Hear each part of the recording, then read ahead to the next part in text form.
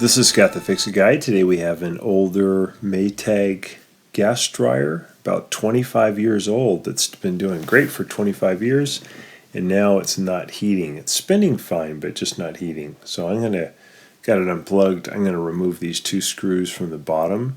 They're in at about 45 degrees, so I'm using the shorter angled screwdriver. Just a little small Phillips head screwdriver would work fine.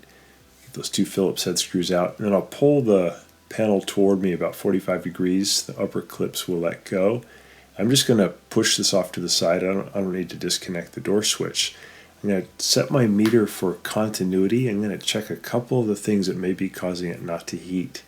One is this thermal fuse right here, and when I do the continuity check, I do hear a beep, so it does have continuity, so that is not blown. I'm going to put it on the outer terminals on this thermostat, and I get continuity, so I know the thermostat's working. And there's one other high limit that's over here on the heater stack where the flame is. I'm going to test that one too. I'm sorry that it's not in the camera angle, but it's back on this burner tube, and that also had continuity. So I know that it's either going to be a faulty igniter or bad gas coils. And usually it's the igniter, so I'm going to test that. I'm going to separate the modular connector with a little standard head screwdriver, pry that apart, and then I'm going to put my multi-tester continuity tester on the two terminals of the igniter to see if I get a continuity reading. So I'm going to set it for continuity. It also gives me an auditory beep if the electrons can flow through it. I'll put one on each of these little terminals, and then I'm going to look at my gauge, and I get no change, nor do I hear anything. So the igniter has a small crack in it and the electrons can't flow through it, and the homeowners think that maybe it's the same igniter for the last 25 years, so that's pretty impressive.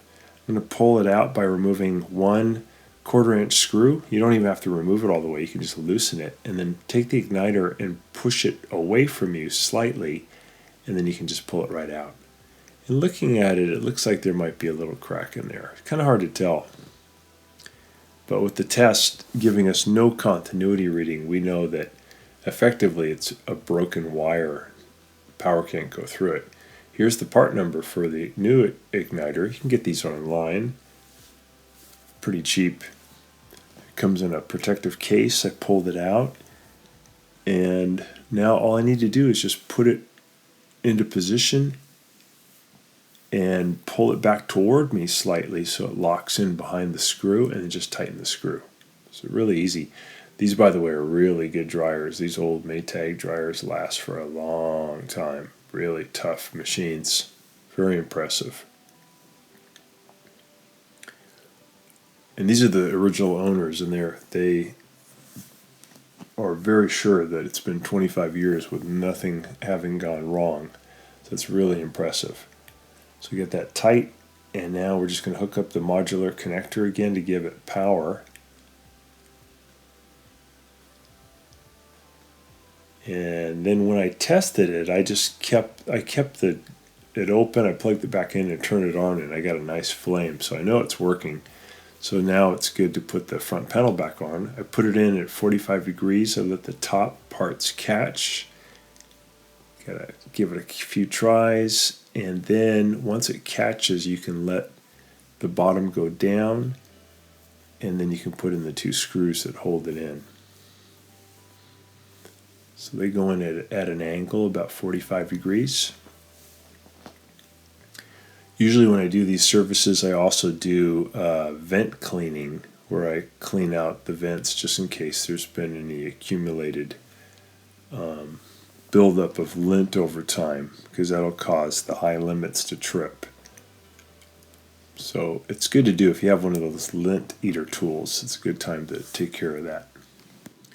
You can get these lint eater tools online. They're about $25-30, and they come with 3-foot sections. There's 4 of them, so you get 12 feet in total, and you hook them up to your drill, and they have a nice brush at the end.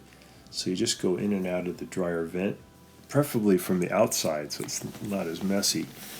And then you can just add another 3-foot sections until you realize the full 12 feet. If your dryer vent tube is even longer, you can buy extra extensions. They're probably another $10. You get another 12 feet of extensions. So just zip them on. Make sure you always have the drill turning clockwise to the right, because otherwise it would kind of undo itself inside the vent, which you don't want. So you just go back and forth, and then you take out the sections one at a time. And here we're seeing that a fair amount of lint's coming out, and that's going to make your dryer do a lot better. So it's a good idea to do. So I hope this video has been helpful to you and you get your Maytag going again. Thanks so much for watching, and please subscribe.